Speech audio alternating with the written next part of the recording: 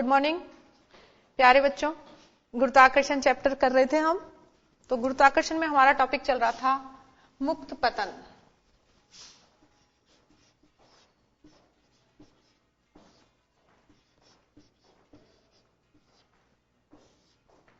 देखिए, पृथ्वी है, कहीं से भी कोई मीनार है ऊंची या कहीं भी ऊंचाई से जब हम कोई वस्तु को छोड़ते हैं और वस्तु नीचे की ओर गिरती है तो पृथ्वी उस वस्तु को कहां नीचे की ओर खींचती है, आकर्षण के कारण।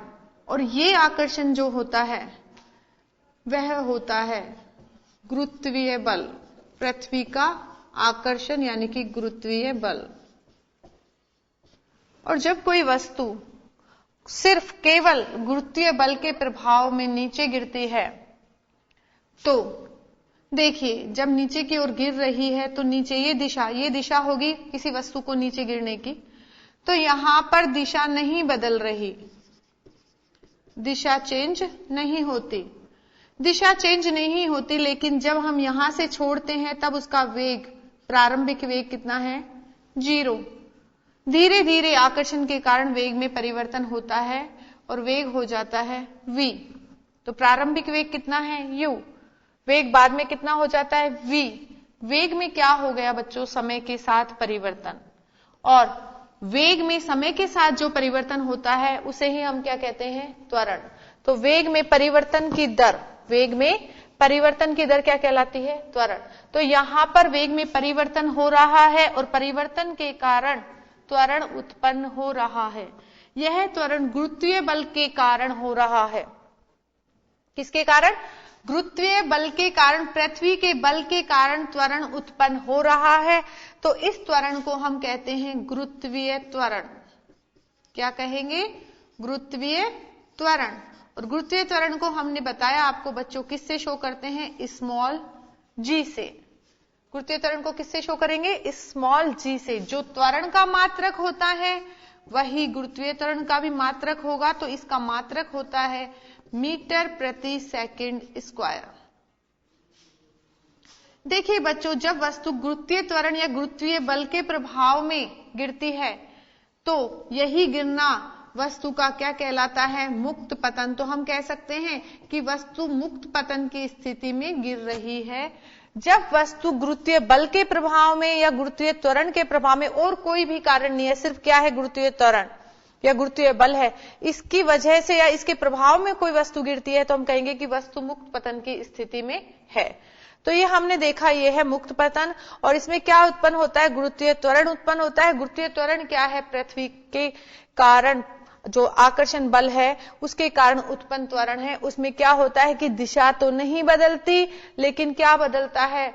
वस्तु का वेग बदलता है। प्रारंभिक वेग होता है 0, धीरे धीरे गिरती है तो वेग हो जाता है v। तो वेग u से वस्तु का क्या हो जाता है? v हो जाता है। वेग में परिवर्तन के कारण ही बच्चों क्या उत्पन्न होता है? गुरुत्वीय त्वरण। और गुरुत्वीय त्वरण को किससे शो करेंगे? स्मॉल g से। और इसका मात्रक क्या होता है बच्चों? मीटर प्रति सेकंड स्क्वायर। तो हमने पिछली कक्षा में मुक्त पतन देखा था।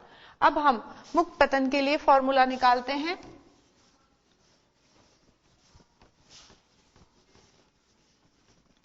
देखिए बच्चों, जब वस्तु गिरती है तो गुरुत्वीय बल लगता है और गुरुत्वीय बल के कारण ही क्या? गुरुत्वीय त्वरण उत्पन्न होता है।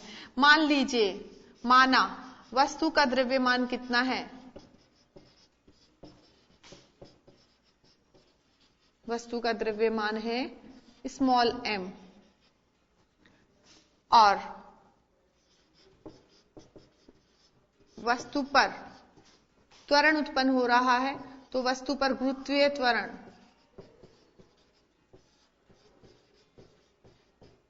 कितना है बच्चों? Small g। और वस्तु पर वे जो बल लगता है, वस्तु पर गुरुत्वीय बल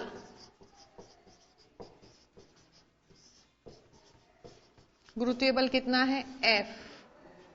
तो देखिए, हमें पता है कि बल क्या होता है? बल की परिभाषा क्या थी बच्चों? बल बराबर होता है द्रव्यमान गुणा त्वरण। तो यहां पर बल क्या आ जाएगा, द्रव्यमान गुणा गुरुत्वीय त्वरण।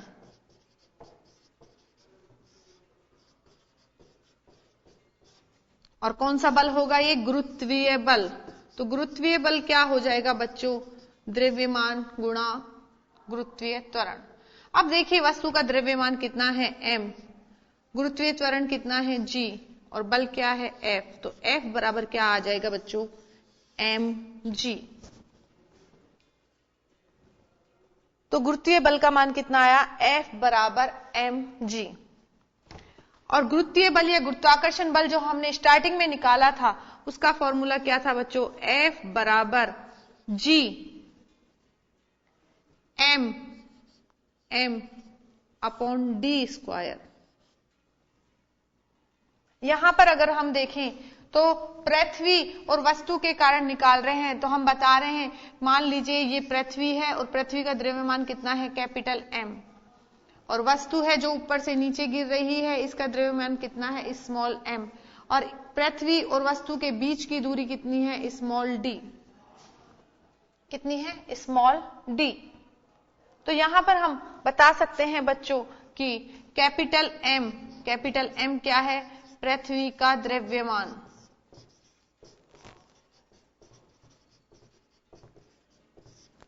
और यहां पर D क्या बता सकते हैं बच्चों, D है वस्तु व पृथ्वी के बीच की दूरी, वस्तु व पृथ्वी के बीच की दूरी।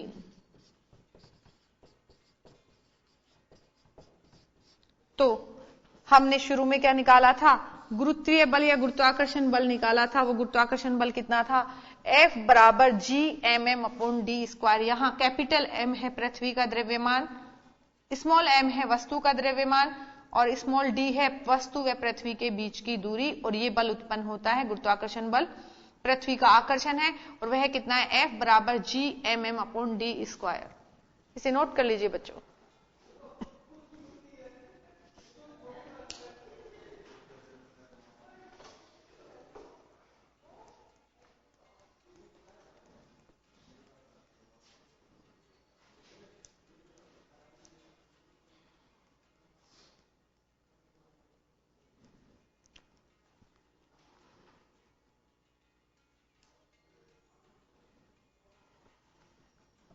तो ये हमने आपको अभी गुरुत्वीय बल बताया, और गुरुत्वीय बल के लिए दो सूत्र मिले हमें, एक तो F बराबर mg और दूसरा F बराबर G M M upon D square. D क्या थी, पृथ्वी और वस्तु के बीच की दूरी, स्मॉल g क्या था बच्चों, गुरुत्वीय त्वरण, कैपिटल M क्या था, पृथ्वी का द्रव्यमान, और स्मॉल m था वस्तु का द्रव्यमान, और स्मॉल g क्या था बच्चों, गुरुत्वीय त्वरण। तो अब हमने दो फॉर्मूले देखे अभी अभी, कौन सा, एक तो देखा हमने F बराबर mg,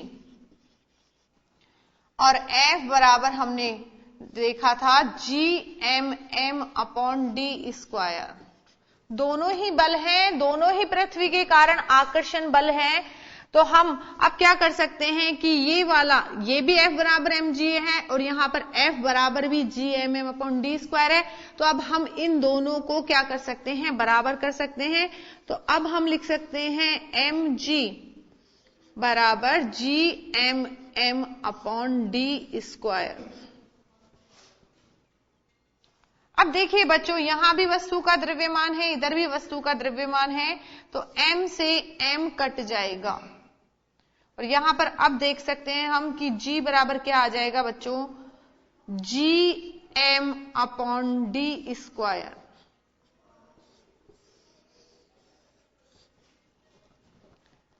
गुरुत्वीय त्वरण का मान कितना आ गया बच्चों, स्मॉल g बराबर G M upon D square.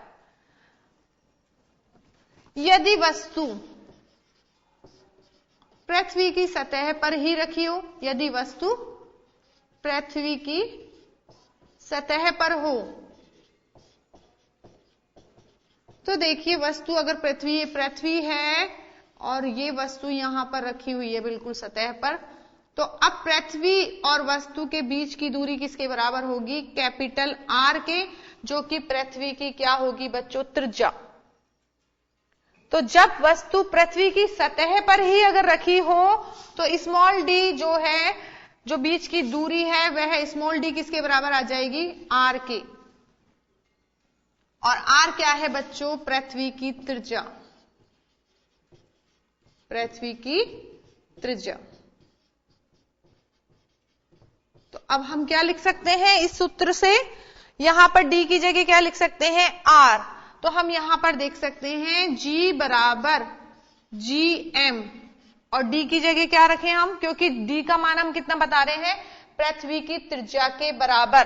तो अब हम डी की जगह क्या लिख देंगे? कैपिटल आर का स्क्वायर, यानी कि पृथ्वी की त्रिज्या का स्क्वायर। तो ये जब वस्तु पृथ्वी की सतह पर ही रखी हो तो सूत्र निकलेगा हमारा, गुरुत्वीय त्वरण क्या आएगा? गुरुत्वीय त्वरण G बराबर GM अपॉन आर स्क्वायर। अब देखिए बच्चों, पृथ्वी बिल्कुल गोल मटोल नहीं है, बिल्कुल वृत्ताकार नहीं है, ओवल शेप है, थोड़े से अंडे की आकृति जैसी है। तो आप देख सकते हैं इस तरीके से ये थोड़ा ओवल जाता है, पृथ्वी इस तरीके से ओवल शेप में आ जाती है, बिल्कुल वृत्ताकार ना आके थोड़ी सी कैसी आती है? Oval shape. अंडा देखा है ना आपने? अंडे जैसी। यहां भी हम देखिए बिल्कुल गोल में तो ऐसे हो जाता है, हम थोड़ा सा इसको कैसे कर दे? दीर्घ वृत्ताकार या ओवल शेप।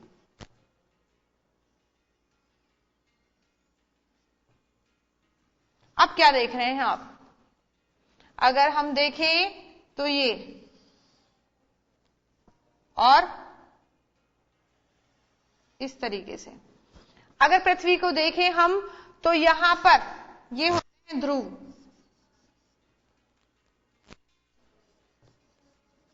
क्या होते हैं? ध्रुव। तो इसे क्या कहते हैं? ये रेखा कौन सी है? आपने सामाजिक ज्ञान में पढ़ा होगा ना। और ये कौन सी है? बताइए जरा। तो ये है आपके विषुवत रेखा या भूमध्य रेखा? विषुवत रेखा।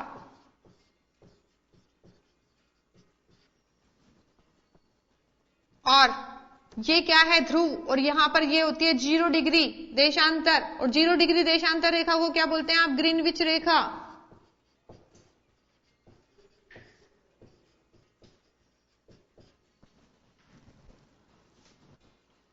तो 0 डिग्री अक्षांशीय रेखा होती है विषुवत रेखा, और 0 डिग्री देशांतर रेखा होती है ग्रीनविच रेखा। और ये ध्रुव है बच्चों, ध्रुव। अब आप क्या देख रहे हैं? आप वैसे ही चित्र में देख सकते हैं पृथ्वी की आकृति कैसी है, यहाँ पे ओवल शेप है और होती भी है। तो यहां पर जो ध्रुवों पर ये देखोगे, अगर ये सेंटर है, केंद्र है, तो यहां पर आप क्या देख रहे हो? ये जो है लंबाई, ये क्या है? त्रिज्या। और यहां पर ये वाली लंबाई भी देखोगे तो ये भी क्या है? त्रिज्या। तो ध्रुवों पर त्रिज्या आरपी बोल सकते हैं इसे, आरपी पोल, पोल यानी कि ध्रुवों पर त्रिज्या। और इसे बोल सकते हैं आरई इक्विटोरियल, विषुवत रेखा पर त्रिज्या। तो आरपी और आरई, यहां पर देखोगे आप आरई का मान ज्यादा है और आरपी का मान क्या है? कम। तो हम यहां पर देख सकते हैं आरई इज ग्रेटर देन आरपी।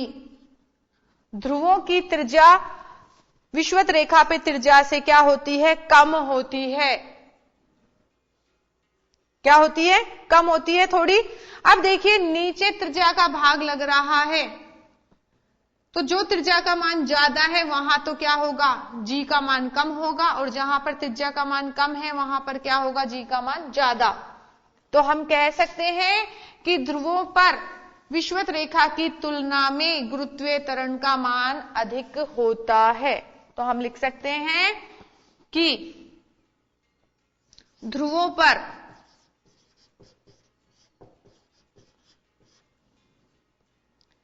विषुवत रेखा की तुलना में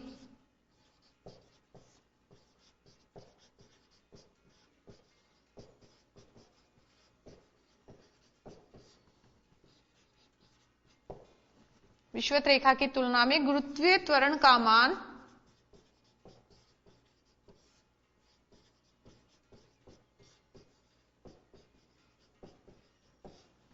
थोड़ा सा अधिक होता है, थोड़ा सा, ज्यादा तो नहीं, इतना डिफरेंस भी नहीं है, थोड़ा सा अधिक होता है।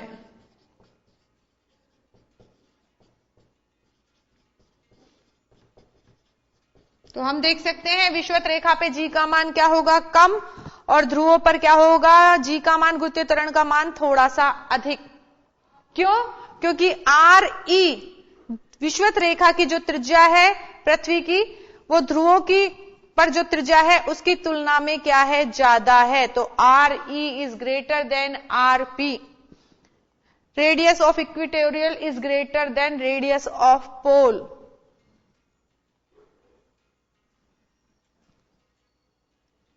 नोट कर लीजिए बच्चों।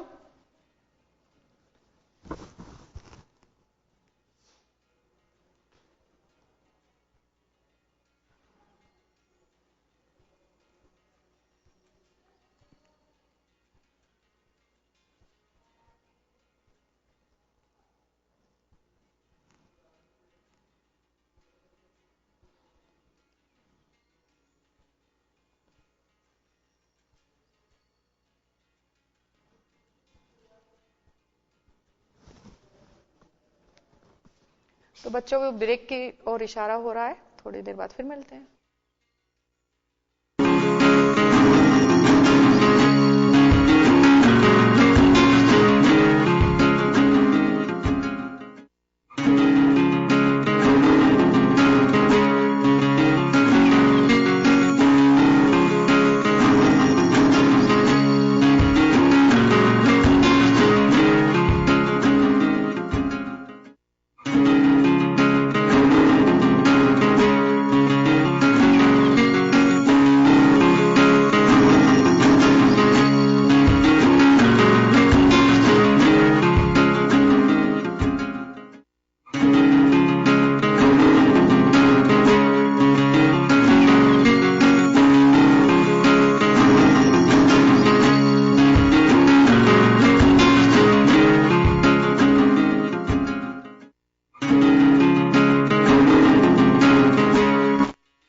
ब्रेक के बाद स्वागत है बच्चों आपका। तो अभी हम देख रहे थे मुक्त पतन, और मुक्त पतन में हमने निकाला था गुरुत्वीय त्वरण। अब हम गुरुत्वीय त्वरण के मान का परिकलन करेंगे, गणितीय मान निकालेंगे इसका।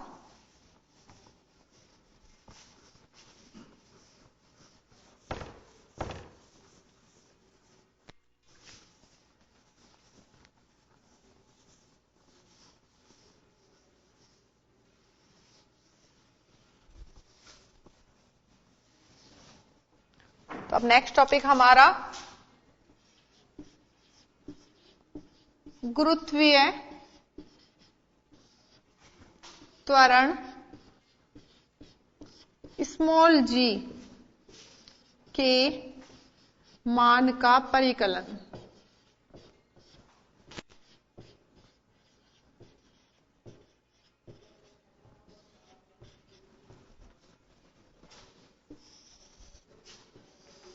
तो ये रिवीजन में चल रहा है, इसलिए मैं आपका आराम से धीरे धीरे करा रही हूं, जिससे आपके और कंसेप्ट जो छूट गए थे पिछली कक्षा में वो क्लियर हो जाए। देखिएगा, अभी अभी हमने निकाला था स्मॉल जी बराबर G M upon R square. ये हमारा निकला था गुरुत्वीय त्वरण।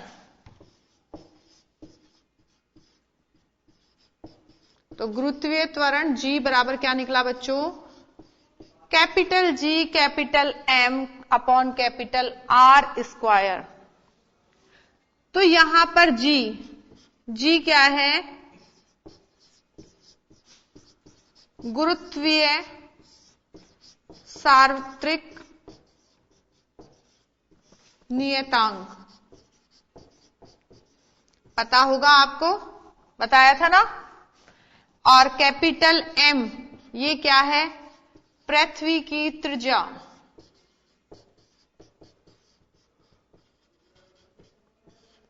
और कैपिटल आर है पृथ्वी की त्रिज्या। तो कैपिटल आर बराबर पृथ्वी की त्रिज्या। और यहां पर कैपिटल एम क्या है, पृथ्वी का द्रव्यमान।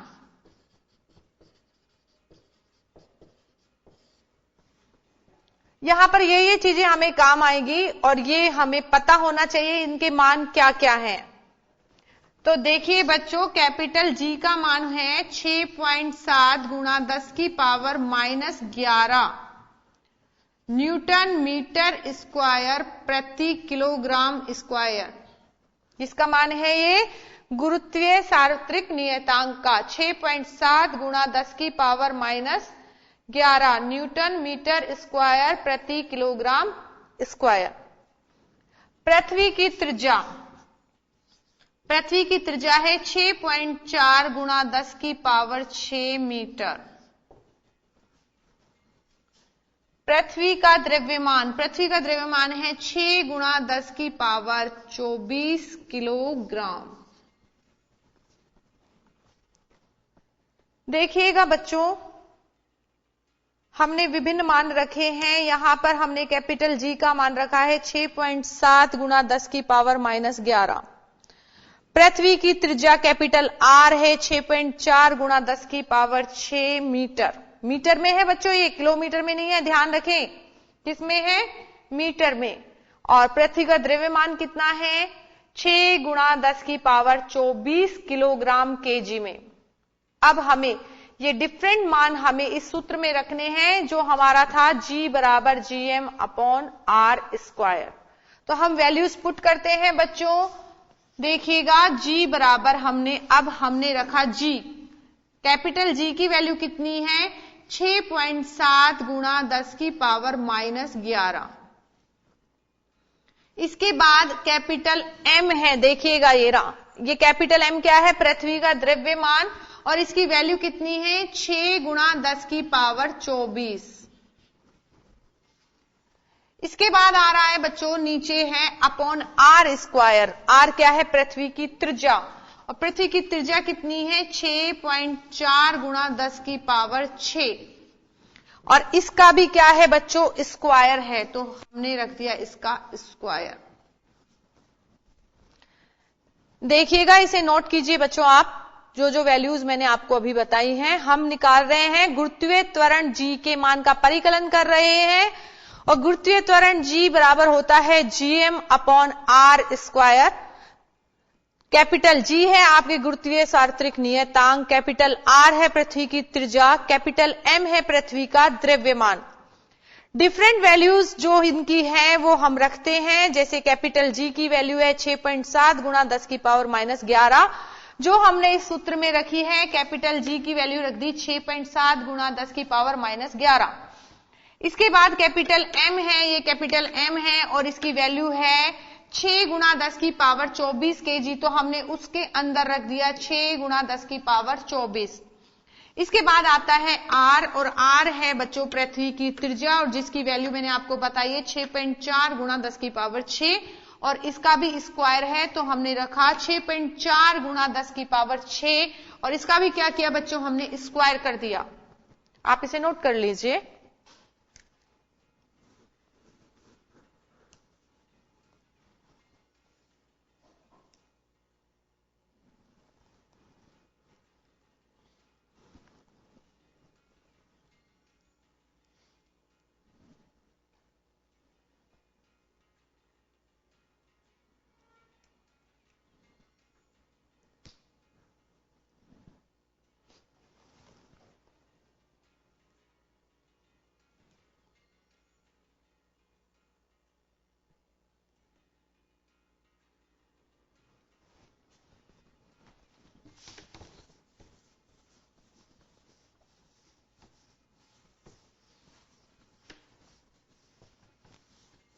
जब हम इसको सॉल्व करते हैं, आप इसे सॉल्व करेंगे, और जब आप इसे सॉल्व करेंगे तो आपका इसकी वैल्यू आएगी 9.8 मीटर प्रति सेकंड स्क्वायर।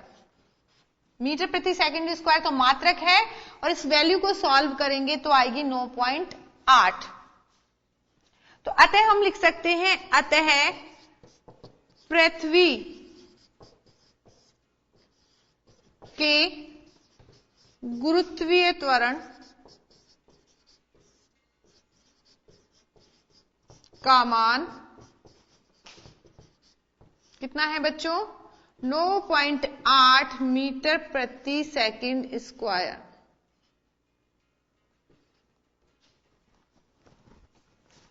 तो पृथ्वी के गुरुत्वीय त्वरण का मान कितना आया? 9.8 मीटर प्रति सेकंड स्क्वायर। और इसे लगभग इसको लगभग, ये लगभग के लिए बराबर होता है, तब तो बिल्कुल बराबर का निशान लगाते हैं। तो बिल्कुल बराबर की वैल्यू तो है 9.8 और लगभग को हम ऐसे करके बनाते हैं, तो लगभग मान सकते हैं कि ये कितना है? 10। लगभग मान सकते हैं, एक्यूरेट वैल्यू है 9.8 और लगभग मानेंगे तो 10 मीटर प्रति सेकंड स्क्वायर।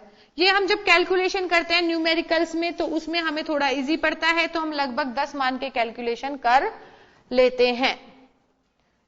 जब हम न्यूमेरिकल्स करेंगे, कुछ क्वेश्चंस करेंगे तो लगभग 10 मान के इसे कर सकते हैं। और एग्जैक्ट वैल्यू कितनी है बच्चों? 9.8 मीटर प्रति सेकंड स्क्वायर।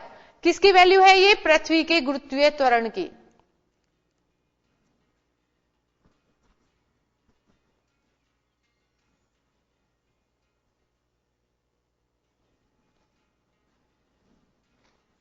तो ये भी हमने मान निकाला गुरुत्वीय त्वरण जी का।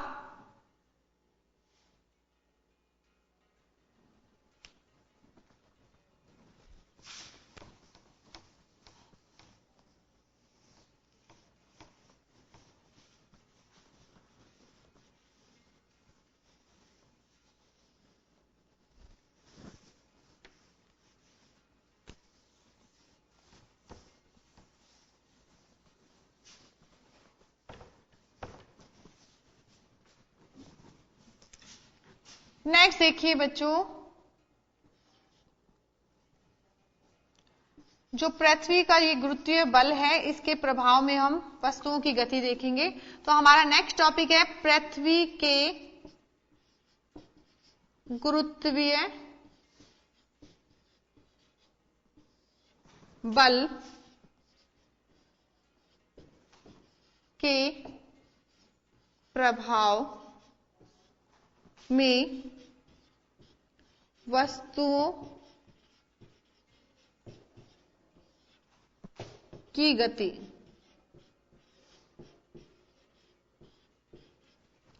देखिए यहां पर हम और कोई भी प्रभाव कंसीडर नहीं करेंगे और कोई भी प्रभाव नहीं लेंगे, सिर्फ कौन सा लेंगे? गुरुत्वीय बल।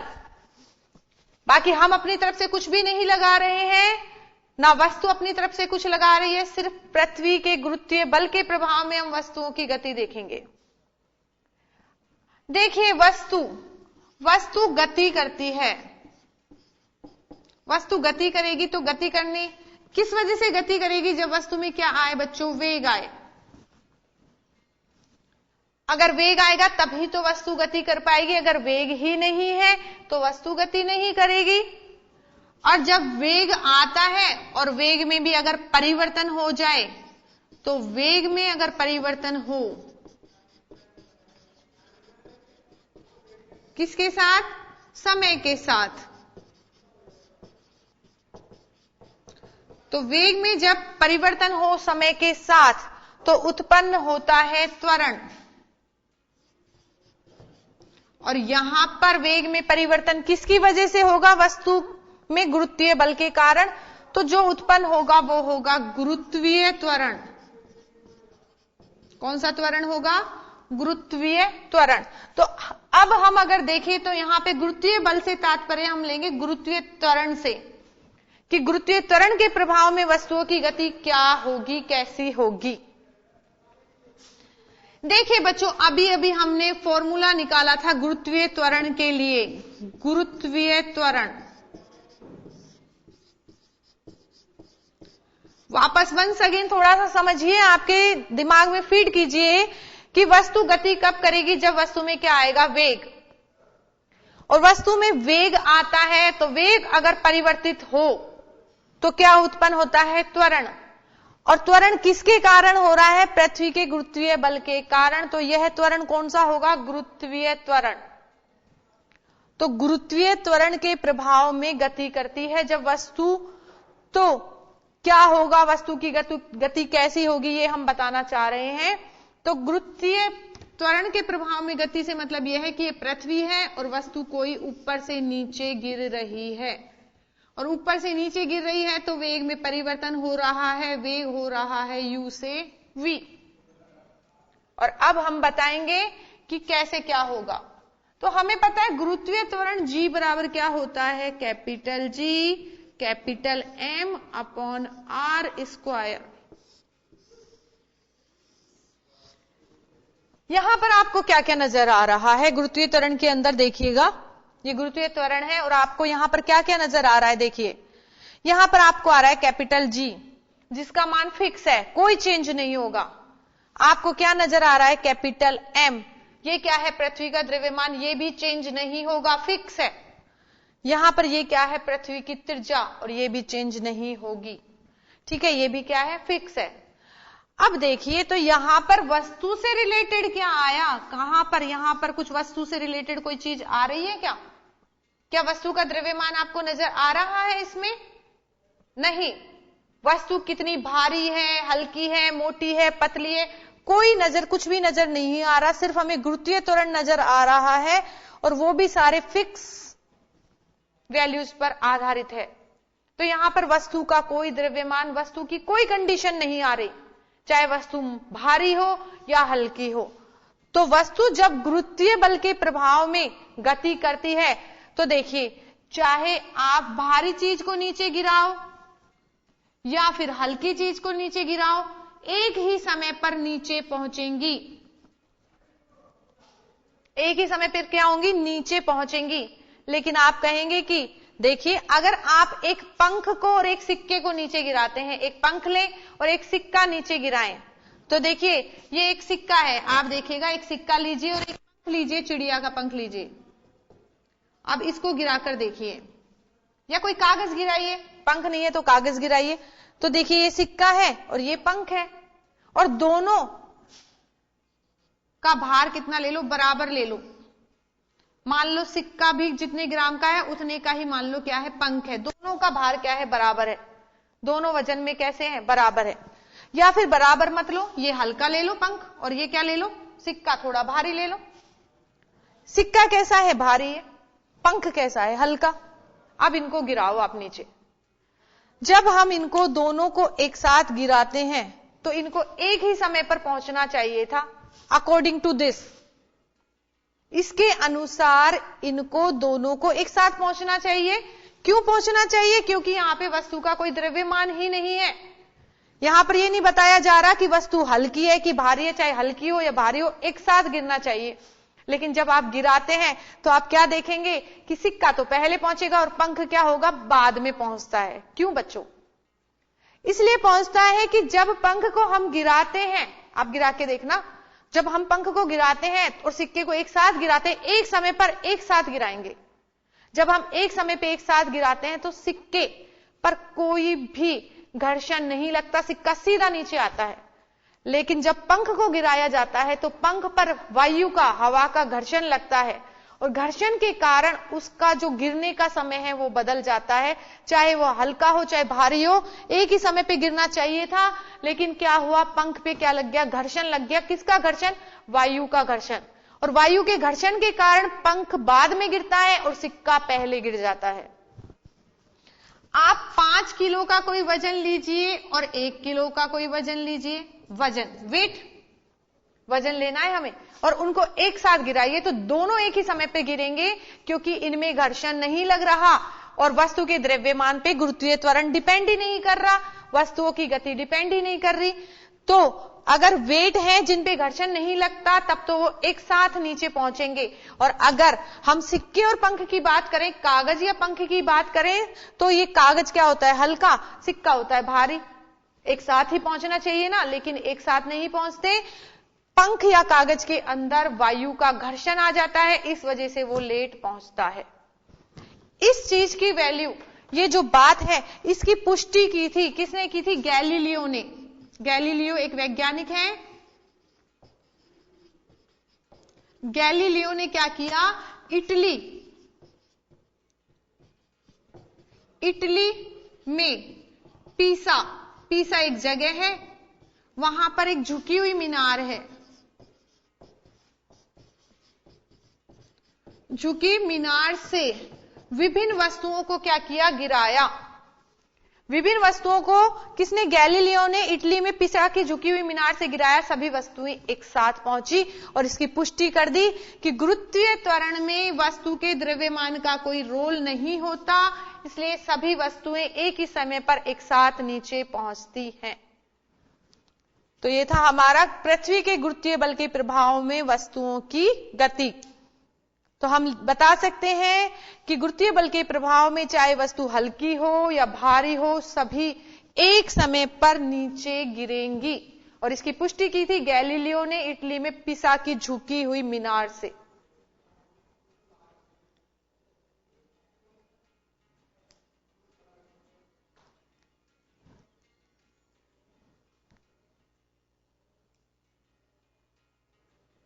तो चाहे वस्तु खोखली हो, ठोस हो, हल्की हो, भारी हो, एक ही समय पर नीचे गिरती हैं अगर हम एक ही ऊंचाई से गिराएं तो ये हमने देखा पृथ्वी के गुरुत्वीय बल के प्रभाव में वस्तुओं की गति। और गति में हम ले रहे हैं, मेन रोल होता है गुरुत्वीय त्वरण का, और गुरुत्वीय त्वरण के सूत्र में कहीं भी वस्तु के द्रव्यमान का रोल नहीं है, इसलिए सभी वस्तुएं एक ही समय पर नीचे गिरती हैं। तो बच्चों, आज हमने गुरुत्वीय त्वरण से रिलेटेड विभिन्न जो सूत्र थे या जो थ्योरीज थी वो देखी। नेक्स्ट टर्न पे नेक्स्ट टॉपिक लेके मिलते हैं। Thank you.